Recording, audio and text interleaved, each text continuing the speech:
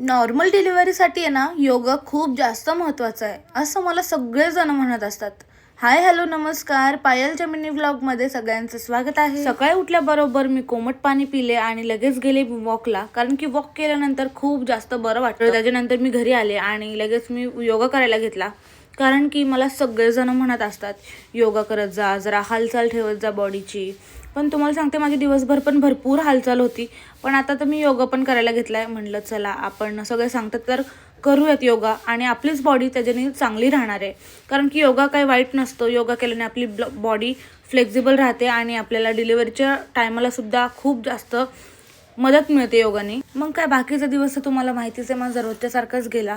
Dry fruits खाल्ले, त्याच्यानंतर आम्ही नाश्ता वगैरे केला. मग सगळी भांडी वगैरे घासून मी माझ्या कामाला लागत असते, कारण की मला दिवसभर छोटी मोठी कामं असतात. आणि हो, तुम्ही जर प्रेग्नंट असाल ना, तर मला कमेंट करून नक्की सांगा, तुम्ही सुद्धा तुमच्या प्रेग्नन्सीमध्ये योगा केलाय का?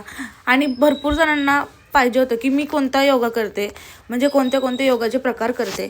तर ते मी एका व्हिडिओमध्ये सांगेलच, मोठ्या व्हिडिओमध्ये यूट्यूबला. आणि जसं की तुम्हाला माहिती, मी दिवसभरातून फळं खात असते. एक किंवा दोन तरी फळं खाते. तर मी पेरू खाल्ला आणि मला सर्दी झाली तरी सुद्धा मी पेरू खाते. काय करणार ना, आता पेरू आवडतो म्हणल्यावरती खायला पाहिजे. आणि त्याच्यानंतर मी कपड्याच्या घड्या घातल्या, कारण माझा नवरा मला रोज ओरडत असतो, तू कपडे असे काढून आणले सुकलेले, तर ते तू असेच कोंबतेस कपाटात. मग काय, म्हणून आज रागारागात सगळं कपाट आवरून घेतलं आणि असा माझा दिवस गेला. मग त्याच्यानंतर मला गोळी खायचं खूप जास्त टेन्शन आलं होतं. रात्री ड्रायफ्रूट भिजत टाकले आणि गपचूप गोळी खाल्ली. असा माझा आजचा दिवस गेला. बाय.